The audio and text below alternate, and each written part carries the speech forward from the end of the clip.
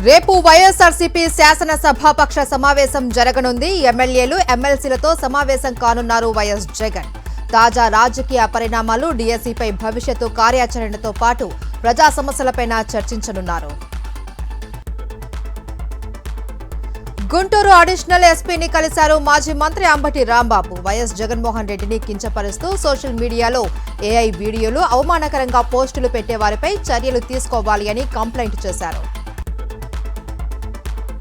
వైఎస్ఆర్ జిల్లా భారతీ సిమెంట్స్ దగ్గర ఉద్రిక్తత కొనసాగుతోంది. హైకోర్టును ఆశ్రయించిన టీడీపీ మూకలు వెనక్కి తగ్గడం లేదు. స్థానిక టీడీపీ నేతల ప్రోద్బలంతో మైనింగ్ పనులు అడ్డుకుంటూ ఉన్నారు. వాహనాలను మైనింగ్లోకి వెళ్లకుండా దౌర్జన్యంగా వ్యవహరిస్తున్నారు. తెలంగాణలో కాంగ్రెస్ ప్రభుత్వం విచ్చలవిడిగా వ్యవహరిస్తూ ఉందని మండిపడ్డారు BRS working president KTR. CM Revanth సోదరులు ఏ హోదాతో ప్రభుత్వ కార్యక్రమాల్లో పాల్గొంటారు అని ఆయన ప్రశ్నించారు. సీఎం రేవంత్ రెడ్డి రాష్ట్రం సుభిక్షంగా ఉండాలి అని వరుణ యాగం చేస్తే విమర్శలు చేస్తారా అని మండిపడ్డారు ప్రభుత్వ విప్ ఆది శ్రీనివాస్.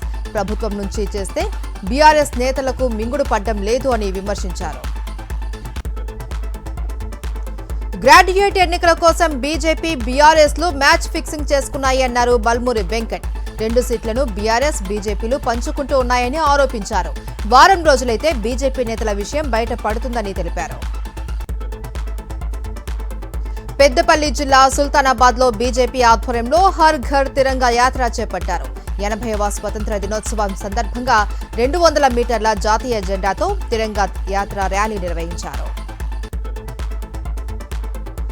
జగిత్యాల జిల్లా మల్లాపూర్లో బీడీ కార్మికులు ధర్నాకు దిగారు. పేద మధ్యతరగతి కుటుంబాలకు చెందిన తమకు చేయూత పథకం కింద వెంటనే పెన్షన్ మంజూరు చేయాలి అని డిమాండ్ చేశారు.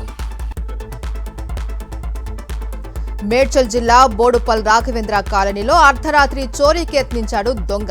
ఓ డూప్లెక్స్ ఇంట్లో డోర్ పగలగొట్టుకునేందుకు తీవ్రంగా యత్నించాడు. ఈ దృశ్యాలు సీసీ కెమెరాలో రికార్డయ్యాయి.